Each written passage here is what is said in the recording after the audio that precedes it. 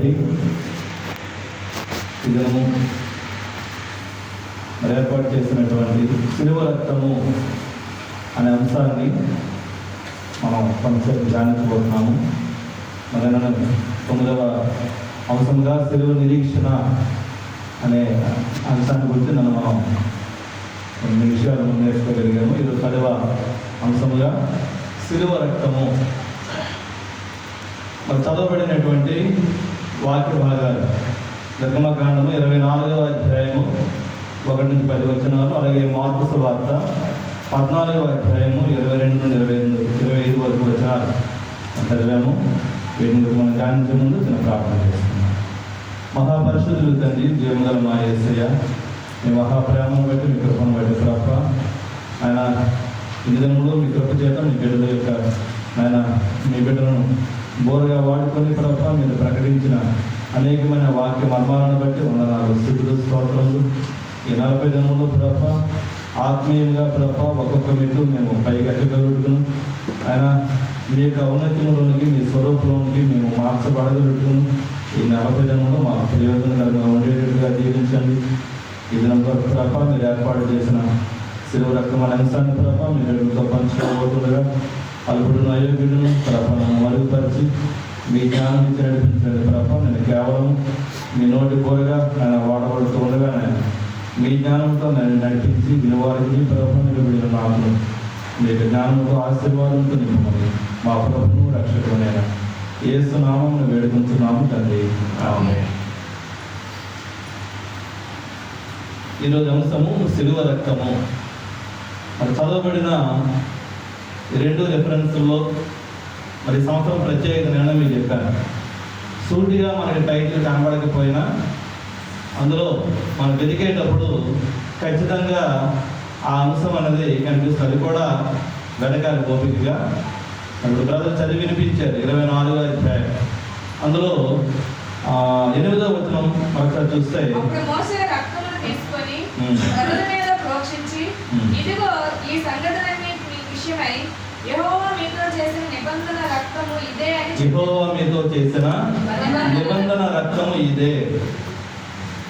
ఇక్కడ ఉన్నటువంటి సందర్భాన్ని మనం గమనించినట్లయితే, మరి ఇశ్రాయేలు ప్రజలు ఎర్ర సముద్రమును దాటిన తర్వాత, ఐగుప్తు దాస్యపు నుండి విడిపింపబడిన తర్వాత దేవుడు వారిని ఒక క్రమశిక్షణ విధానంలో నడిపించడం కొరకు కొన్ని ఆజ్ఞలను ఇవ్వడం జరిగింది. అయితే ఒక కండిషన్, నేను చెప్పిన ఈ ఆజ్ఞల ప్రకారంగా మీరు జీవిస్తే నేను మిమ్మల్ని ఆశీర్వదిస్తాను. ఒకవేళ మీరు నా మాట తప్పిపోతే ఐగుప్తీయులను ఏ విధంగా శ్రమ పెట్టానో ఆ తెగుళ్ళన్నీ కూడా మీ మీదకి వస్తాయి, జాగ్రత్త అని ప్రభు ఒక ఒడంబడిక ప్రజలతో చేయడం జరిగింది. మరి వారి యొక్క పాపాలకు పరిహారంగా మరి అనేకమైనటువంటి బలులను నిర్ణయించడం జరిగింది. మరి పాప పరిహారార్థ బలి, అలాగే ప్రాయశ్చిత్త బలి, సమాధాన బలి, ఇటువంటి సుమారుగా 7 రకాల బలుల గురించి గతంలో కూడా మనం విన్నాం. అయితే ప్రతి బలి వెనుక పాప క్షమాపణ జరగడానికి దేవుడు ఒక నిబంధన విధించాడు. ఆ బలి పశువు యొక్క రక్తాన్ని ఆ వ్యక్తుల మీద చమరటం, ప్రోక్షించడం, బలిపీఠం చుట్టూ వేయటం, లేదంటే కొన్ని వస్తువులను పరిశుద్ధపరిచేటప్పుడు మరి వధింపబడినటువంటి బలి పశువు యొక్క రక్తాన్ని ఉపయోగించడం, ఇది ఒక నిబంధనకి గుర్తుగా. మరి బలియాగము చేయడం ద్వారా, రక్తము చిందించడం ద్వారా పాపము పరిహరించబడుట అనేటువంటి ఒక నిబంధన పాత నిబంధన గ్రంథంలో ఉంది. అయితే ఇక్కడ శిలువ రక్తము అనే కాకుండా నిబంధన రక్తము. ఏంటి నిబంధన రక్తము అంటే దాని యొక్క పర్యవసానం అనేది మార్కు సువార్తలో మనం చూస్తాం. 14వ అధ్యాయం 24వ వచనంలో ఇక్కడ నిబంధన రక్తము రాయబడి ఉంది. అదే నిబంధన రక్తము అనే అంశము మార్కు సువార్తలో మనం గమనించగలుగుతాం. నిబంధన విషయమై అనేకుల కొరకు చిందింపబడుచున్న నా రక్తము. నా రక్తము ఈ మాట పలుకుతున్నది ప్రభువు. నా రక్తము అంటే యేసు ప్రభు వారి యొక్క రక్తము, నిబంధన రక్తము ఏది అంటే యేసు ప్రభు వారి యొక్క రక్తము. మరి పాత నిబంధనలో నిబంధన రక్తం ఏది అంటే వధింపబడిన గొర్రెపిల్ల యొక్క రక్తం, లేదా ఒక బలి పశువు, ఒక ఎద్దును కానీ లేదా ఒక గొర్రెను కానీ మేకను కానీ బలించేటప్పుడు దాని యొక్క రక్తాన్ని నిబంధన రక్తముగా ప్రస్తావించబడినప్పుడు, క్రొత్త నిబంధనలోకి వచ్చేటప్పటికి ప్రభువారు ఆ విషయాన్ని ప్రస్తావిస్తూ అనేకుల కొరకు చిందింపబడిన నిబంధన రక్తం ఇది ఏది అంటే నా రక్తము. యేసు ప్రభువారు ఎప్పుడు రక్తము కార్చారు? ఆ గిన్నె పట్టుకొని ఆయన కృతజ్ఞతాస్తుతులు చెల్లించి శిష్యుడికి ఇచ్చేటప్పటికి ఇంకా రక్తం కార్చలేదు.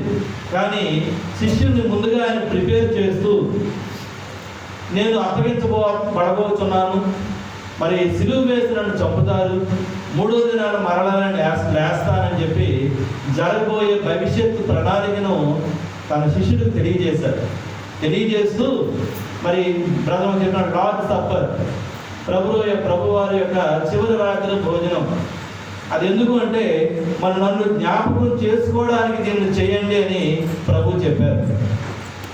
మన 4 సువార్తల్లో కూడా ఈ విషయాన్ని మనం గమనించగలం. మత్తయి సువార్త 26వ అధ్యాయం 28వ వచనంలో, ఇది నా రక్తము అనగా పాప క్షమాపణ నిమిత్తము అనేకుల కొరకు చిందింపబడుచున్న నిబంధన రక్తము. ఆ నిబంధన రక్తము ఎలా కార్చబడింది అంటే సిలువ ద్వారా కార్చబడింది. సిలువ రక్తము అంటే సిలువకు రక్తము రాలేదు, సిలువపై యేసు ప్రభు వారు రక్తం కార్చారు. అంటే ఇక్కడ సిలువ రక్తము అంటే సిలువపై కార్చబడిన నిబంధన రక్తము. సిలువ రక్తము అంటే సిలువపై కార్చబడిన నిబంధన రక్తము. పాత నిబంధన గ్రంథంలో మోషే గారు చెప్పినటువంటి నిబంధన రక్తము, పాత నిబంధన అంతా కూడా రాబో వాటి ఛాయ అని బైబిల్లో ఉంది. అంటే కొత్త నిబంధనలు ఏమేమి జరగబోతున్నాయో వాటన్నిటి యొక్క ఉపమాన రీత్యా పాత నిబంధన గ్రంథంలో జరిగాయి. కాబట్టి సిలువ రక్తము అంటే నిబంధన రక్తము, యేసు ప్రభు వారు కార్చినటువంటి రక్తము. మత్తయి సువార్తలో చూసాం, అలాగే మార్కు సువార్తలో ఇప్పుడు చదివాం. లూకా సువార్తలో కూడా 22వ అధ్యాయం 20వ వచనంలో ఆ ప్రకారమే భోజనమైన పిమ్మట తర్వాత ఆయన గిన్నె పట్టుకొని, ఈ గిన్నె మీ కొరకు చిందింపబడుచున్న నా రక్తము వలనైన క్రొత్త నిబంధన. క్రొత్త అనే పదం వాడారు అంటే పాతతోటి ఉంది. మనం పరిశుద్ధ గ్రంథం చెప్తున్నాం, ఇందులోనే పాత నిబంధన క్రొత్త నిబంధన అనే 2 భాగాలు మనం చూస్తుంటాం. ఇది మనం బాగా వాడికే ఈ పదాలు. అదే పాత నిబంధన అంటే ఒక కండిషన్, కోవెనెంట్ అంటాం. పాత నిబంధన ఏంటి? ప్రజలకి దేవునికి మధ్యలో ఒక ఒడంబడిక. క్రొత్త నిబంధన ఏంటి? ప్రజలకి దేవునికి మధ్యలో ఒక ఒడంబడిక. పాత నిబంధన ప్రకారంగా ధర్మశాస్త్రాన్ని ఆచరించాలి. ఆ ధర్మశాస్త్రంలో ఉన్న బలియాగాలు, అలాగే కానుకలు, ఏ విధానాలైతే సున్నతి మొదలైనటువంటి క్రమం ఉందో వాటన్నిటినీ గైకొనాలి. ఏదైనా పాపం చేసినప్పుడు యాజకుడు నిర్ణయించినటువంటి విధానాన్ని వారు అవలంబించాలి. ఇది నిబంధన, పాత నిబంధన. అలా చేస్తే దేవుడు మీకు తోడుగా ఉంటానని వాగ్దానం చేశాడు. కానీ దానివల్ల ప్రయోజనం లేదు. జంతువులు చనిపోతున్నాయి తప్పించి మనిషిలో బిహేవియర్ చేంజ్ అనేది రాలేదు. చక్కని మాట మన బ్రదర్ గారు పెట్టించారు. చదివారండి ఆ వాక్యాన్ని, మన వెనక బ్యానర్లో ఉండే వాక్యం ఒకసారి చూడండి. Create in me a clean heart O God and renew right spirit within me. 2 మాటలు ఉన్నాయి. ఒకటి కలుగు చేయు, ఇంకోటేమో నూతన పరచు. ఏంటి? దేవా నా యందు శుద్ధ హృదయము కలుగు చేయి. ఇంకోటి ఏంటి? నా అంతరంగములో స్థిరమైన మనస్సు నూతనముగా పుట్టించు. ఒకసారి కలుగు చేసినది మళ్ళీ కలుగు చేయనక్కర్లేదు. దాన్ని ఏం చేస్తాం? రెన్యువల్ చేస్తాం. ఫర్ ఎగ్జాంపుల్, ఇక్కడ కూర్చున్న మనందరికీ డ్రైవింగ్ లైసెన్స్ ఉంది. మొదటిసారి లైసెన్స్ ఇచ్చిన తర్వాత జీవితకాలం అదే లైసెన్స్ ఉండదు. ఆ డేట్ అయిపోయింది అనుకోండి, వెళ్ళి మళ్ళీ కొత్తగా లైసెన్స్ చేయించాల్సిన అవసరమేమి లేదు. దానికి ఫిట్, అది కంటి చూపు బాగానే ఉంది అని డాక్టర్ గారు సర్టిఫికేట్ ఇస్తే అది తీసుకుని వెళ్తే దాన్ని ఏం చేస్తారు, రెన్యువల్ చేస్తారు. అంటే పాతదే పునరుద్ధరిస్తారు, నూతన పరుస్తారు. కాబట్టి శుద్ధ హృదయం కలుగు చేయి ప్రభువా అని ప్రార్థిస్తూ అనుదినము మనం ఏమవ్వాలి, నూతన పరచబడి రెన్యువల్ అవుతూ ఉండాలి. ఈ 40 రోజుల యొక్క ఉద్దేశం అదే. ఈ 40 రోజులు మనం రెన్యువల్ అవుతూ ఉండాలి. రోజుకు ఒక అంశము ద్వారా దేవుడు మనతో మాట్లాడుతున్నప్పుడు ఏ అంశము ఎవరిని నూతన పరుస్తుందో ఇక్కడ నిలబడే వారికి తెలియదు. కానీ వింటున్న మనకి ఒక్కొక్క అంశము మనల్ని హెచ్చరిక చేస్తూ ఉంటుంది. ఈ విషయంలో నేను నూతన పరచబడాలి, ఈ విషయంలో నేను వెనకబడి ఉన్నాను కాబట్టి నూతన పరచబడాలి, లేదు ఈరోజు ఈ కొత్త విషయాన్ని నేను తెలుసుకున్నాను. మనం ఒక నూతనత్వంతో బయటికి వెళ్ళాల్సినటువంటి అవసరం ప్రతిరోజు ఆ వాక్యం మనకి తెలియజేస్తూ ఉంది. రెన్యువల్ అవుతూ ఉండాలి. అయితే ఆ దేవుని యొక్క ఆ నిర్ణయం ఏంటంటే, పాత నిబంధన అనుకున్నట్టుగా మనుషుల యొక్క పాపానికి సంపూర్ణ విమోచన కలిగించలేదు కాబట్టి ఒక కొత్త నిబంధన అవసరము. అదేంటంటే, దేవుడు తానే శరీరంగా ఈ లోకానికి వచ్చి పరిశుద్ధమైనటువంటి రక్తాన్ని కార్చి పాత నిబంధనను స్థిరపరచాలి. పాత నిబంధన కొట్టివేయబడలేదు కానీ దానిని నెరవేర్చుడికే నేను వచ్చాను ప్రభు అని చెప్పారు. ఎందుకంటే రక్తము లేకుండా పాప క్షమాపణ లేదు అనేది పాత నిబంధన చెప్తుంది, కొత్త నిబంధన కూడా చెప్తుంది. కాబట్టి దేవుడు దాన్ని నెరవేర్చడానికి వచ్చారు.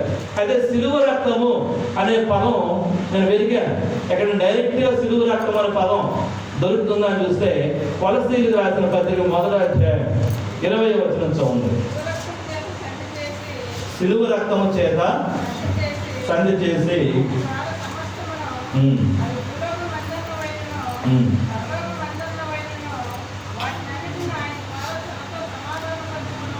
సమాధానపరుచుకోవాలని ఇక్కడ సిలువ రక్తము మొత్తం కొత్త నిబంధన అంతా మొత్తం చూస్తే సిలువ రక్తం అంటే 2 పదాలు పక్క పక్కన, సిలువ రక్తం 2 కలిపి సిలువ రక్తము అంటే సిలువలో కార్చబడినటువంటి రక్తము అనే ఒక మాట కొలస్సీ పత్రికలో గమనించడం అయింది. అది మొత్తం మీద ఈ మెయిన్ కాన్సెప్ట్ ఏంటి అంటే, యేసు ప్రభు వారి యొక్క రక్తము ఎందుకు కార్చవలసి వచ్చింది, ఆయన ఎందుకు ఈ లోకానికి శరీరధారిగా వచ్చారనేది మనకు తెలిసిన విషయమే.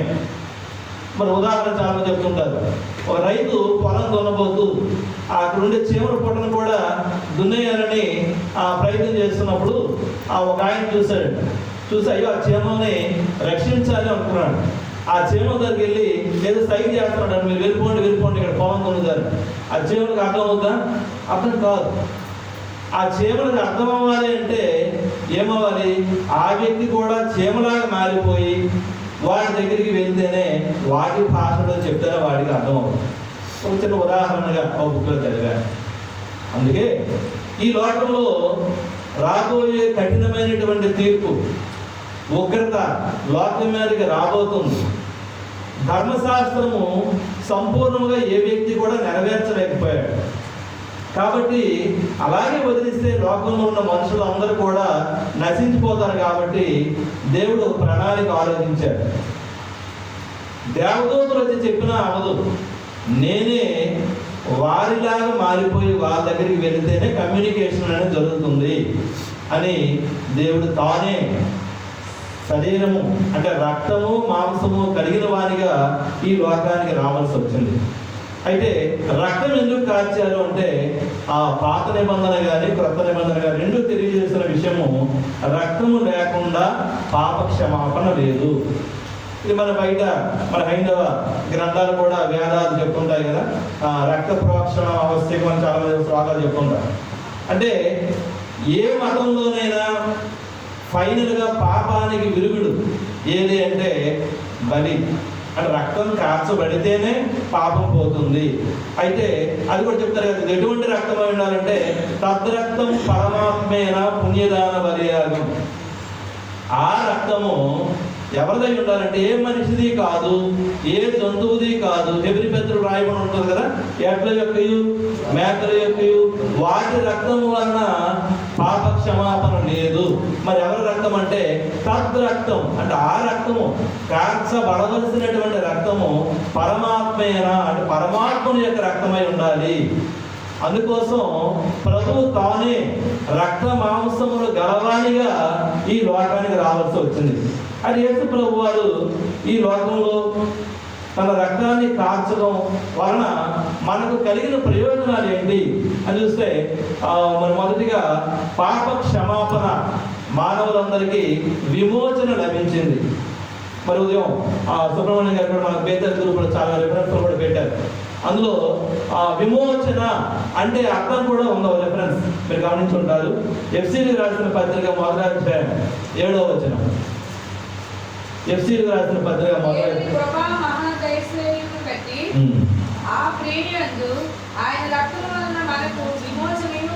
ఆయన రక్తము వలన మనకు విమోచన కలిగింది. అక్కడ కాదు, విమోచనము అంటే ఏంటి? అక్కడనే అనగా అంటే విమోచనం అనగా పాప అపరాధముల నుండి క్షమాపణ. విమోచనము అంటే ఏంటో అక్కడ వివరణ ఇచ్చారు. అపరాధముల నుండి క్షమాపణ, మన పాపముల నుండి క్షమాపణ. మత్తయి సువార్త 26వ అధ్యాయం 28వ వచనం. మత్తయి సువార్త 26వ అధ్యాయం 28వ వచనం. ఇది నా రక్తము పాప క్షమాపణ నిమిత్తము చిందింపబడుచున్న నిబంధన రక్తము. నిబంధన రక్తము అంటే యేసయ్య రక్తము, అదే సిలువలో కార్చబడినటువంటి రక్తము. అంటే సిలువ రక్తము మనల్ని ఏం చేస్తుందంటే, మొదటి పాయింట్, పాపము నుండి మనల్ని విమోచిస్తుంది. పాప క్షమాపణ మనకి కావాలి అంటే యేసు ప్రభు వారి యొక్క రక్తాన్ని మనం ఆశ్రయించాలి. నిర్గమకాండంలో బ్రదర్ చదివారు. దేవుడు మోషే గారిని పిలిచి, నువ్వు మరో ముగ్గురు పేరు చెప్పారు అక్కడ. మోషే గారు, అహరోన్ గారు, అలాగే మన ఇద్దరు పేరు కూడా చెప్పారు. మీ నలుగురుతో పాటుగా ఇశ్రాయేలీల నుండి ఒక 70 మంది పెద్దలు, మొత్తం ఈ 74 మంది కొండ మీదకి రండి, మీకు నేను కొన్ని ఆజ్ఞలు తెలియజేస్తాను. అయితే అందులో మోషే వారు ఒక్కరే కొంచెం దగ్గరికి రావాలి, మిగతా వారందరూ దూరంగానే సాగిలి పడాలి. దగ్గరికి వస్తే దహించు అగ్ని దేవుడు కాబట్టి ఆ కొండను ముట్టే ఏ పశువైనా ఏ నరుడైనా రాళ్ళతో కొట్టి చంపబడాలని ఒక నిబంధన కూడా ఉంది. అందరూ దూరంగా ఉన్నారు, మోషే గారు మాత్రమే ముందుకు వచ్చారు. కొన్ని ఆజ్ఞలు చెప్పిన తర్వాత, నువ్వు వెళ్ళి ప్రజలు చెప్పి మళ్ళీ రావాలి, నువ్వు వచ్చేటప్పుడు నీకు నేను చెప్పిన ఆజ్ఞలని రాతి పలకలుగా నీకు ఇస్తానని చెప్పి దేవుడు చెప్పడం జరుగుతుంది. ఆ ప్రజలందరూ చూసేటప్పుడు ఆ కొండ శిఖరం, కొండ ఎత్తైనది అనుకుంటే శరాయకుండా, ఆ కొండ శిఖరం, దాన్ని పినాకిల్ అంటాం. మన హాస్పిటల్ పేరు కూడా పెట్టుకున్నారు, Pinnacle heart hospital. Pinnacle means tip of the hill. ఆ మౌంటైన్ ఏదైతే ఉందో దానికి ఇంకా చిట్ట చివరి భాగం అన్నమాట, శిఖరాగ్రహము అంటాం, ఇంకా పినాకిల్. అక్కడ మోషే గారు వెళ్ళేటప్పుడు ఆ దహించు అగ్నిగా ఆయన ఇశ్రాయేలు పెద్దలందరికీ తన యొక్క ప్రత్యక్షతను ఇచ్చారు. ఎవరు సమీపించడానికి అవకాశం లేదు, కానీ సిలువ రక్తము వలన వ్రాయబడి ఉంటుంది. హేబేలు మొట్టమొదటి రక్తం బైబిల్లో చెల్లించబడిన వారు ఎవరు అంటే హేబేలు రక్తం. హేబేలు రక్తము మొదలుకొని జకరియా రక్తము వరకు అని ప్రస్తావిస్తారు. అంతకంటే మరింత శ్రేష్టముగా పలికే నిబంధన రక్తము, యేసు ప్రభు వారి యొక్క రక్తము దగ్గరికి మీరు రాగలిగారు. రావడం వల్ల ఏమిటి ఉపయోగం అంటే, దేవుడు సమాధానపరుచుకున్నారు. పాపులము, దూరస్తులము, అన్యాయస్తులము, శత్రువులమై ఉన్నటువంటి మనకి దేవుడితో సమాధానం లేదు. దేవుని యొక్క ఉగ్రతకి, ఆయన తీర్పుకి సిద్ధపడి ఉండాల్సినటువంటి మనల్ని దేవుడు తండ్రి అయినటువంటి దేవుడు యేసు ప్రభు వారి రూపంలో ఈ లోకానికి వచ్చి ఆయన రక్తము ద్వారా క్రొత్త నిబంధనని ఏర్పాటు చేశారు. ఈ రక్తంలో ఎవరైతే కడగబడతారో వారు నాకు సమీపంగా రావచ్చు. మోషే గారికి మాత్రమే అతి పరిశుద్ధ స్థలంలోకి ప్రవేశం ఉన్నటువంటి స్థితి నుండి అల్పులము, అయోగ్యులము, అంజులము అయిన మనము కూడా యేసు ప్రభు వారి యొక్క రక్తము చేత, సిలువ రక్తము చేత కడగబడి సంధి చేయబడి మన ఉభయులము అంటే దేవుడు మనము ఏమయ్యాం ఒక సమాధానకరమైన స్థితిలోకి వచ్చి ప్రభు సన్నిధిలోకి సమీపించే యోగ్యత మరి సిలువ రక్తం మనకి కలిగించినట్లుగా మనం గమనించగలుగుతున్నాం. మూడవది, మొదటిది పాప క్షమాపణ అనేది విమోచన, రెండవది ఈ నిబంధన రక్తం అనేది మనకి నిత్య జీవాన్ని ప్రసాదిస్తున్నట్టుగా మనం చూడగలుగుతున్నాం. రక్తము తినకూడదు అని పాత నిబంధనలో ఆజ్ఞ. రక్తముతో మాంసాన్ని తినకూడదు, రక్తాన్ని ఉలికించిన తర్వాత మాత్రమే తినాలి. ఇప్పటికే మనం చికెన్ మటన్ తెచ్చుకునేటప్పుడు ఖచ్చితంగా చెప్తాం కదండి, ఆ కట్ చేసేవంటే ఆ కట్ చేసే ఇప్పుడే మనం చెప్పనక్కలు అలవాటు అయిపోయి మనం వెళ్ళామంటే మామూలు ఇవ్వరు కదా, అది కట్ చేసి బయట పడేసి ఆ బ్లడ్ అంతా పోయిన తర్వాత ఒక ఆయన అడిగాడు, ఎందుకంటే మీరే వచ్చేటి మంత్రమే చదివి కట్ చేస్తారంటే అదేం అవసరం లేదండి, మంత్రతంత్రాలు ఏం కాదు, బైబిల్లో ఒక మాట ఉంది, రక్తంతో తినకూడదు, ఆ కట్ చేసి మీరు పడిస్తే బ్లడ్ అంతా బయటికి పోదు, అప్పుడు తినొచ్చు, అందుకోసం తప్పించి మేమేం మంత్రాలు చెప్పాలని చేసి చేయనక్కడ మీరే కట్ చేసేయండి అని చెప్తుంటారు. అయితే రక్తములో ప్రాణం, రక్తమే ప్రాణం కాబట్టి రక్తంతో తినకూడదు చెప్పినటువంటి దేవుడే యేసు ప్రభు వారు ఏం చెప్పారు, ఎవరైతే నా శరీరమును తిని నా రక్తమును త్రాగుతారో వారే నిత్య జీవము గలవారు, నిత్య జీవానికి వెళ్తారు. అంటే చాలా టాపిక్స్ పాత నిబంధనకి క్రొత్త నిబంధనకి చాలా మనకు విండోలో కనిపిస్తూ ఉంటాయి. దేవుడు ఇచ్చినటువంటి ఆజ్ఞ రక్తము మీరు తినకూడదని, అదే దేవుడు ఇప్పుడు నా రక్తాన్ని మీరు త్రాగితేనే, నా శరీరాన్ని మీరు తింటేనే నిత్య జీవం అని చెప్తున్నారు. అంటే భౌతికంగా ఆయన శరీరాన్ని రక్తాన్ని మనం తినడమని కాదు, కానీ ప్రతిదీ చాలా వరకైన ఉపమాన రీతిగా ప్రభువారు మనకు బోధించారు. ఆ మాట విని ఆనాటి అనేక మంది శిష్యులు కూడా ఇది ఎంత కఠినమైన మాట, ఆయన శరీరాన్ని తినడం అట, ఆ రక్తాన్ని తాగడం అట అని ఎంతకంత భయంకరమైన మాట మనం ఎలా తట్టుకోగలమని చెప్పి చాలా మంది వెనక్కి వెళ్ళిపోయారండి ఆ మాట విని. కానీ ఆ నమ్మిన శిష్యులు మాత్రం ప్రభురాత్రి భోజనంలో పాల్గొన్నారు. ప్రభు చెప్పారు, శరీరం తినడం అంటే నేను బతికుండా ఉండగా నా శరీరాన్ని తీసుకొని తినడం కాదు, రొట్టెని చూపించారు. ఇది నా శరీరం అని మీరు భావించి తినాలి, ఒక రొట్టె అని భావించకూడదు, ఇది నా శరీరం అని మీరు భావించాలి. ఈ పాత్రలో ఉన్నది, గిన్నెలో ఉన్నటువంటిది ఈ ద్రాక్షారసంగా భావించకండి, ఇది మీ అందరి వరకు చిందించబడిన నిబంధన రక్తము. ఏ రక్తమైతే పాపాలను శుద్ధి చేస్తుందని ధర్మశాస్త్ర గ్రంథం చెబుతుందో ఆ పాత నిబంధనలో ఉన్న నిబంధన రక్తమే ఈ నా రక్తము. మీరు త్రాగేటప్పుడు ఇది నిబంధన రక్తం అని గుర్తు చేసుకోండి. దీన్ని త్రాగేటప్పుడు మీ పాపములు పోతున్నాయని జ్ఞాపకం చేసుకోండి. పవిత్రమైనటువంటి స్థితిలో మానసికంగా ఆత్మీయంగా సిద్ధపడి దీనిని మీరు తీసుకోవడానికి మిమ్మల్ని మీరు పరీక్షించుకోండి అని మరి ఆ ప్రభు హెచ్చరించినట్టుగా చూస్తుంటాం. కాబట్టి ఆయన రక్తము ద్వారా మనకు పాప క్షమాపణ లభిస్తుంది, ఆయన రక్తము ద్వారా మనకు నిత్య జీవం లభిస్తుంది. అలాగే యోహాను సువార్త 6:55 అంటారు, నా రక్తము నిజమైన పానము. ఈ లోకంలో మనం తాగడానికి సమ్మర్ వచ్చిందంటే గోల్డెన్ జ్యూస్ షాపులు వెళ్తుంటాం, గోల్డెన్ తాగుతూ ఉంటాం. ఇవన్నీ నిజమైన పానీయాలు కాదు, కానీ ఆత్మీయ రక్షణ కోసం పాప రోగం పోవాలి అంటే ఒకే ఒక పానీయం ఏదంటే యేసు రక్తమే. నేను కూడా గ్రూప్లో వచ్చిన యేసన్న గారి సాక్షి ఒకటి పెట్టాను, ఎవరైనా చూసారండి? Thank you sir. యేసు రక్తము అనే పదము ఉచ్చరిస్తే ఎంత శక్తో ఆయన అనుకున్నో చెప్పారు. ఆ చర్చలో ఉండేటప్పుడు ఒక యవనస్తులను ఒక అమ్మాయిని తీసుకుని వచ్చారు. అమ్మాయికి దెయ్యం పట్టింది, ఎంతైనా వంగట్లేదు. అమ్మాయి వచ్చి తీసుకొచ్చి ప్రార్థన చేయండి అయ్యారంటే అయ్యగారి దగ్గరికి వెళ్ళి గట్టిగా గద్దిస్తే ఆ దెయ్యం అంటుందట, నువ్వేదో నోట్లో ఏదో చదువుకుంటున్నావు, ఏదో మాట అంటున్నావు, ఆ మాట నాకు ఇబ్బందిగా ఉంది, ఏంటి ఆ మాట అంటున్నావు చెప్పాను అని చెప్పారు. నేనేమీ అనలేదు, యేసు రక్తం, యేసు రక్తం, యేసు రక్తం అదే నేను పలుకుతున్నాను.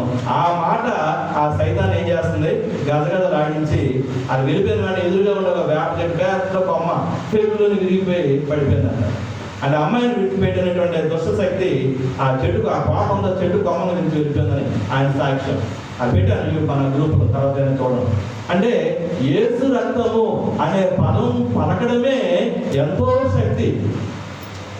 మనం చాలా సందర్భాల్లో మనం ప్రయాణికేటప్పుడు, మన ఒంటరి ప్రయాణంలో ఉన్నప్పుడు, ఎవరు తోడు లేనప్పుడు పాడుకుంటాం, యేసు రక్తమే జయము, సిలువ రక్తమే జయము, యేసు రక్తమే జయము, సిలువ రక్తమే జయము, యేసు రక్తమే జయము, సిలువ రక్తమే జయము, యేసు రక్తమే జయము, సిలువ రక్తమే జయము, యేసు రక్తమే జయము, సిలువ రక్తమే జయము. నేను ఎక్కువ బండి మీద వెళ్తున్నప్పుడు కానీ ప్రయాణం ఉన్నప్పుడు కంటిన్యూగా అదే అలాగా రిపీట్ అవుతూనే ఉంటుంది. అంటే అంతా నాకు అలవాటు అయిపోయిందని నా ప్రయత్నం చేయకుండానే నా అప్పుడే అవుతూనే ఉంటుంది ఆ సాంగ్. అంటే మహాశక్తి కలిగినటువంటి ఆయుధం ఏదంటే యేసునామ స్మరణ. యేసు రక్తము అనే పదం మన నోట నుంచి వచ్చిందంటే ఎటువంటి దురాత్మ శక్తులు కూడా దరి చేరవు, అక్కడ ఉన్నా సరే పారిపోతాయి. అంత శక్తి కలిగినటువంటి రక్తము యేసు రక్తము. అలాగే యోహాను సువార్త చదివాం, నీతిమంతులుగా తీర్చబడటానికి ఈ సిలువ రక్తం మనకు ఎంతగానో ఉపయోగపడుతుంది. రోమీయులకు రాసిన పత్రిక 5వ అధ్యాయం 9వ వచనం చూడండి. కాబట్టి ఆయన రక్తం వలన నీతిమంతులుగా తీర్చబడి ఉగ్రత నుండి రక్షించబడతాం. 2, మొదటిది నీతిమంతులుగా తీర్చబడతాం. ఏ శరీరం కూడా తన క్రియ చేత నీతిమంతుడు కాలేడు. నేను చాలా గొప్ప కార్యాలు చేశాను కాబట్టి చాలా నీతిమంతుడిని అనుకోవడం లేదు. కొర్నేలి గారికి చాలా మంచి పేరు ఉంది. ఆ ప్రాంతంలో ఉన్నవారు అందరి చేత చాలా మంచివాడు పేరు పొందిన వ్యక్తి కొర్నేలి. చాలా మంచి నీతిపరుడు, కానీ అతను పరలోకానికి అర్హుడు కాదు. ఎందుకు అంటే లోకపరమైన మెప్పు ఉంది, లోకపరం అన్ని విషయాల్లో అతను నీతిమంతుడిగా ఉన్నాడు. దాన ధర్మాలు, ఆయన పుణ్యకార్యాలు అన్నీ దేవుని దృష్టికి వెళ్ళాయి. కానీ ఒక్కటి లోటు ఏంటంటే యేసు ప్రభు రక్తము చేత కడగబడకపోతే పరలోకాన్ని వెళ్ళలేరు. అన్ని విషయాల్లో నీతిమంతుడే, కానీ ప్రభువు యొక్క రక్తము చేత కడగబడితేనే, యేసు ప్రభువుని తన నోటితో ఒప్పుకుంటేనే, బాప్తిస్మ అనుభవం పొందితేనే పరలోకం. కాబట్టి మన క్రియల చేత మనం నీతిమంతులం కాదు, కానీ ప్రభువు తన రక్తము చేత కడుగుడు చేత సిలువ రక్తము వలన మనం ఏమయ్యాం? నీతిమంతులమయ్యాం. తద్వారా రాబోయే ఉగ్రత నుండి మనం రక్షించబడ్డాం. ప్రకటన గ్రంథంలో చదివితే ఉగ్రత గురించి మనం చాలా భయం కలుగుతుంది. ముద్రలు, ఒక్కొక్క ముద్ర విప్పుతున్నప్పుడు జరిగే విపత్తులు, అలాగే బోరలు, ఒక్కొక్క బోర ఊదుతున్నప్పుడు కలిగేటువంటి విపత్తులు, పాత్రలు, ఒక్కొక్క పాత్ర పోయబడుతున్నప్పుడు భూమి మీద కలిగే విపత్తులు, ఈ 3 రకాలు చదువుతుంటే చాలా భయం వేస్తుంటుంది. అందులో అధిక భాగం కనిపించేవి సముద్రం అంతా పీనుగు రక్తం వల్ల అయిపోతాడు. అది చనిపోయిన వ్యక్తిలో రక్తం ప్రవాహం ఉండదు. ఇంకా ఆ బాడీని కానీ పోస్ట్ మార్టం చేసేటప్పుడు గడ్డకట్టే ఉంటుంది, బ్లడ్ అంతా గడ్డకట్టి ఉంటుంది. సముద్రం అంతా గడ్డకట్టిన రక్తంలా మారిపోబోతుంది కొన్ని రోజులు దేవుని యొక్క రాకడ ముందు. నదుల్లో, చెరువుల్లో ప్రతి వాటర్ సోర్స్ ఏదో ఉందో అవన్నీ కూడా రక్తమయం అయిపోతాయి. అలనాడు మరి ఫరో దాస్యము నుండి ప్రజలను విడిపించడానికి మోషే గారు చేసిన అద్భుతంలో అది ఒకటి, నీటిని రక్తంగా మార్చారు. అలాగే వడగండ్లు పడతాయట, ఆ వడగండ్లు కూడా రక్తముతో కూడినటువంటి వడగండ్లు పడతాయని ప్రకటన గ్రంథంలో ఉంది. అలాగే ఏ ప్రజలైతే దేవుని ప్రజలు హింసించారో వారు తాగడానికి నీరు లేక రక్తాన్నే తాగవలసి వస్తుంది. భూమి లోపల నుండి లేదంటే విశ్రాంతి స్థితిలో ఉన్నటువంటి పరిశుద్ధుల ఆత్మలు, ప్రభువా నాదా సత్యస్వరూపి, నువ్వు ఎందాక పూజలను తీర్పు తీర్చక ముందు మమ్మల్ని బట్టి, మా రక్తమును బట్టి నువ్వు తీర్పు తీర్చవా అని అడిగితే దేవుడు దానికి సమాధానం మరికొద్ది రోజుల్లో ఏ ప్రజలైతే దేవుని ప్రజలు హింసించారో, దేవుని ప్రజల యొక్క రక్తము భూమి మీద ఒలికించారో, ఆ ప్రజలు రక్తాన్నే త్రాగవలసినటువంటి పరిస్థితిని కల్పిస్తానని ప్రభు చెప్తున్నారు. అటువంటి ఉగ్రత నుండి మనము విడిపించబడ్డాం. దేనివల్ల అంటే సిలువ రక్తం వల్ల.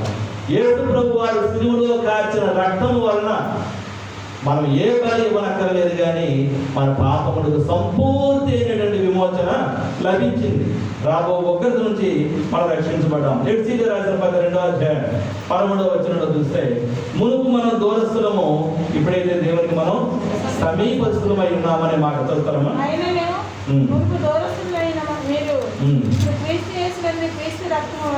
క్రీస్తు రక్తము వలన సమీపస్తు అంటే యేసు ప్రభువు రక్తం ఎన్ని ఉపయోగాలు చేస్తున్నాం మనకి, ఎన్ని జీవితాలు, భౌతికమైనటువంటి మేలు, భౌతికమైన ప్రొటెక్షనే కాకుండా ఆత్మీయమైనటువంటి మేలు, ఉగ్రత నుంచి రక్షణ, నిత్య జీవము, పాప క్షమాపణ, అలాగే నీతిమంతులుగా తీర్చబడటం, దేవునికి దూరస్తులుగా ఉన్న మనం ఇప్పుడేమయ్యామంటే సమీపస్తులమయ్యా. అలాగే ఫిబ్రవరికి రాసిన పత్రిక 9వ అధ్యాయం 14వ వచనం.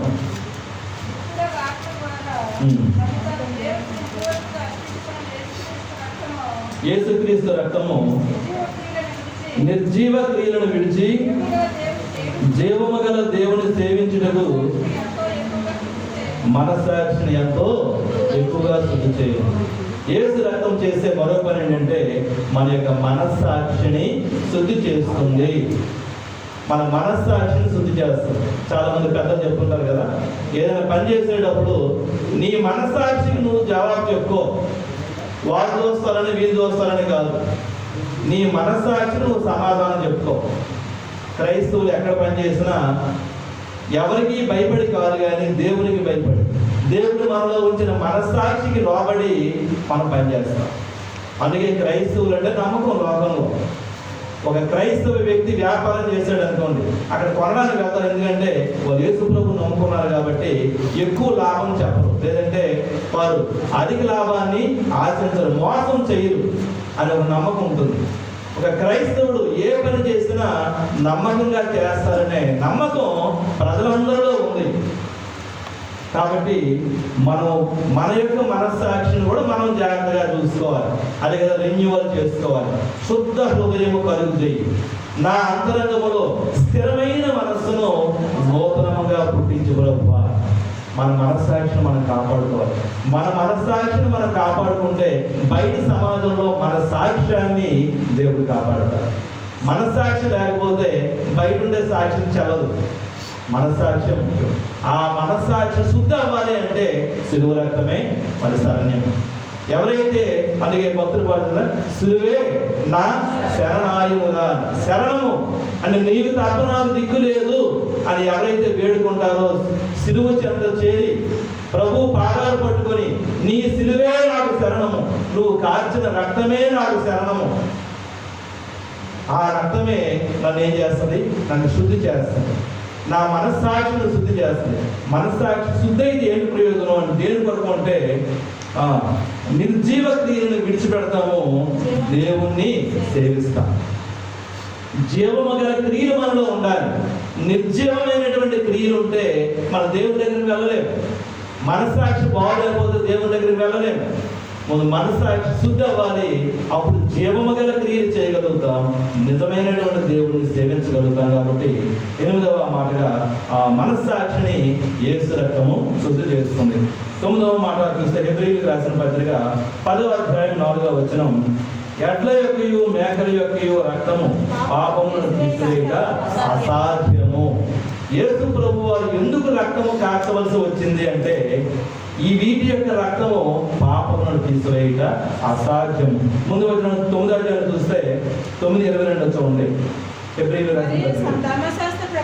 ధర్మశాస్త్ర ప్రకారము సమస్త వస్తువులను శుద్ధి చేయబడినని, రక్తము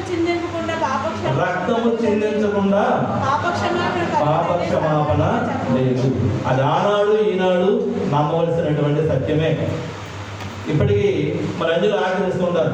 వారాలని కొన్ని సంబరాలు చేసేటప్పుడు ఒక మేకను గొర్రెను దాన్ని దండ వేసి తీసుకొని వెళ్ళి వారి పేరున పూజలు జరిపించి దాన్ని బలి వేస్తారు. చేస్తారు. ఎందుకంటే వారి పాపాలన్నీ అది దాని మీద వేసి బలిగా అర్పించినట్టు వారి పాపాలు పోతాయి అంటే వారికి ఆ భావం తెలుసో తెలియకో ఇది వారాలంటే 10 మంది పిలుస్తారండి భోజనాలు. కానీ అంటే మన బలి చేసిన తర్వాత తినడమే అనే వాళ్ళ లక్ష్యంగా ఉంటుంది, కానీ మన పాపాలు పోవడం కోసం అని తెలియదు వాళ్ళకి. కానీ ఈ రోజుల్లో వారు చేసే ఆ క్రియని బట్టి పాపాలు పోవు. అది ఏనాడు 2000 సంవత్సరాల క్రితమే యేసు ప్రభు వారు ముగించేశారు. ఇంకెవరు బలియాగం చేయాల్సిన అవసరం లేదు. ఇంకో మాట చెప్తారు, యాజకులు ఏటేటా హెబ్రీ పత్రిక చదివితే ఈ రక్తము అనే అంశం గురించి మొత్తం హెబ్రీ పత్రిక అంతా మనం క్షుణ్ణంగా చదివితే చాలా స్పష్టమైన అవగాహన వస్తుంది.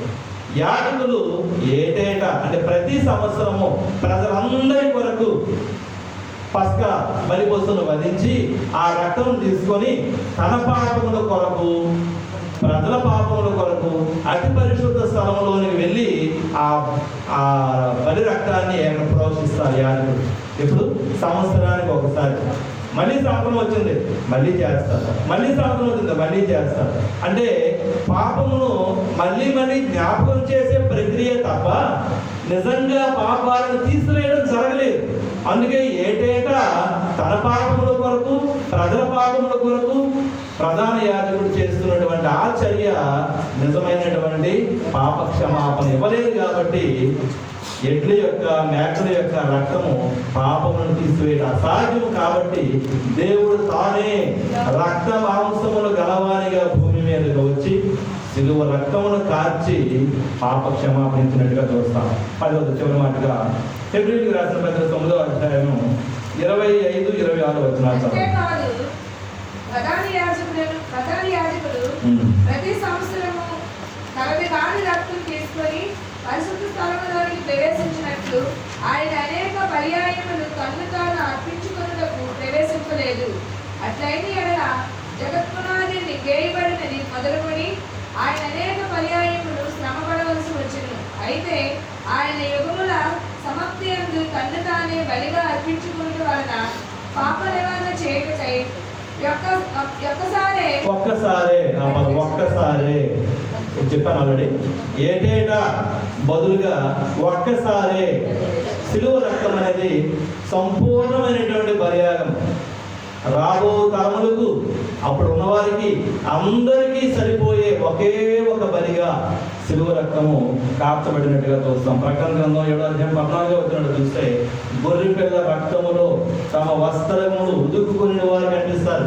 తెల్లని వస్త్రములు వేసుకొని దేవుడి సన్నిధిలో ఉన్న వీరు ఎవరు అంటే గొర్రె పిల్ల రక్తములో తమ వస్త్రములు ఉదుకుకునేవారు. యేసు రక్తము చేత మనం కడగబడ్డామన్న నిశ్చయత లేకపోతే మనం పరలోకానికి వెళ్ళాం. ఇప్పుడు చెప్పుకున్న నిత్య జీవము లేదు, నీతిమంతులుగా తీర్చబడడం, ఏమి పాప క్షమాపణ లేదు. యేసు రక్తము చేత కడగబడ్డామనే మనకు విశ్వాసము ఉండాలి. కడగబడమని కోరాలి. అంటే ప్రతిరోజు నూతన పరచబడాలి. నేను లోకంలోకి వెళ్తున్నాను కాబట్టి ఏ నేత్రాస, ఏ శరీరాస, ఏ జీవపడమో పాపము మనం పడేసే అవకాశం ఉంది. అనుదినము మనం టెంప్టేషన్ గురి అయ్యేటప్పుడు, శోధనకు గురి అయ్యేటప్పుడు, ఏమో పడిపోవడమేమో అని భయం కలిగేటప్పుడు యేసు రక్తమును స్మరించాలి. అది మనకి ఎంతో శక్తిని ఇస్తుంది. అది పాత నిబంధనలో సిలువ అనే పదం ఎక్కడ కూడా లేదు. పాత నిబంధన మొత్తం వెలిగిన సిలువ అని లేదు, కానీ ఉంది పదమాంతు మ్రాను అనే పదంతో వ్యవహరించబడింది. సిలువే మొట్టమొదట ఆ సిలువ అనే పదాన్ని ఆదికాండంలోనే చూస్తాం. ఎక్కడంటే యోసేపు గారు జైల్లో ఉండేటప్పుడు ఇద్దరిని జైల్లో పెట్టేస్తారు. పానదాయకుల అధిపతి, పక్షిగారుల అధిపతి. ఆ పక్షిగారుల అధిపతి అడుగుతాడు, ఒక కళ వచ్చింది, ఎత్తు మీద 3 గంపలు, వాటిలో తినుబండాలు ఉన్నాయి, పక్షులు వచ్చి వాటిని తింటున్నట్టుగా నాకు కళ వచ్చింది, ఏం చేస్తాను అంటే 3 రోజుల్లో నీ పని అయిపోతాయి. 3 రోజుల తర్వాత రాజుగారు నిన్ను చంపి మ్రానుకు వేలాడదీస్తారు అని మొట్టమొదటిసారిగా సిలువ అనే అంశాన్ని అది చూడగలుగుతాం. ఆదికాండం 40వ అధ్యాయం 19వ వచనం. రెండవది యెహోషువ గారు సిలువ వేస్తారు ఒకరిని, హాయి రాజును. యెహోషువ గ్రంథము 8వ అధ్యాయము 29వ వచనం చూస్తే చదువుతారా? యెహోషువ గ్రంథము 8వ అధ్యాయము 29వ వచనం. యెహోషువ మ్రాను మీద వేలాడు. మ్రాను మీద వేలాడడం సిలువ వేయడమే. అంటే సిలువ అనే పదం క్రొత్త నిబంధనలోనే ఉంది. దాని ముందుగా మ్రాను అనే పదం వాడేవారు. ఎక్కడైనా మీకు మ్రాను అని వచ్చిందంటే సిలువ అని అర్థం చేసుకోవాలి. అంటే సిలువ వేయబడిన వారు పాత నిబంధనలో ఇద్దరే కనిపించారు. మరి క్రొత్త నిబంధనలోకి వచ్చాక యేసు ప్రభు వారితో పాటుగా ఇద్దరు దొంగలు సిలువ వేయబడినటువంటి వ్యక్తులుగా మనం చూస్తాం. అలాగే అపోస్తల కార్యంలో కూడా సిలువ అనే పదానికి బదులు మ్రాను అనే పదం పౌలు గారు వాడారు. అపోస్తల 10వ అధ్యాయం 39వ వచనం. ఆయన యూదుల దేశమందును యెరూషలేమునందును చేసిన వాటన్నిటికీ మేము సాక్షులము. ఆయనను వారు మ్రానును వేలాడదీసి చంపిరి. మ్రానును వేలాడదీసి, అంటే సిలువ అనే దాని ప్రత్యామ్నాయంగా పాత నిబంధనలో వాడబడిన పదం. పౌలు గారు ధర్మశాస్త్రంలో బాగా ప్రవీణుడు కాబట్టి ఆయన ఉపయోగించేటప్పుడు కూడా మ్రాను అనే పదాన్ని ఉపయోగించారు. అలాగే పేతురు గారు రాసిన మొదటి పత్రిక 2వ అధ్యాయం 24వ వచనంలో కూడా పేతురు గారు కూడా అదే పదం వాడతారు. మనము పాపం విషయమై చనిపోయి నీతి విషయమై జీవించినట్లు ఆయన తానే తన శరీరం అంతా మన పాపములకు మ్రాను మీద మోసుకొని మన పాపములను మ్రాను మీద మోసుకొని. కాబట్టి ఈరోజు ధ్యానవంతము సిలువ రక్తము. ఎందుకు అంటే మన యొక్క విమోచన కొరకు, పాపముల నుండి విమోచింపబడి, ఒకరి నుండి రక్షింపబడి, నీతిమంతులుగా తీర్చబడి, చివరికి మనం నిత్య జీవానికి వెళ్ళాలంటే ఒకే ఒక మార్గం ఏంటంటే సిలువ రక్తమే. దేవుడికి మాకు దీవించినాక సమయించిన అయ్య గారికి, ప్రసాద్ బాబు గారికి, తన మందరికి కూడా నా హృదయపూర్వక వందనాలు తెలియజేస్తూ నా మాట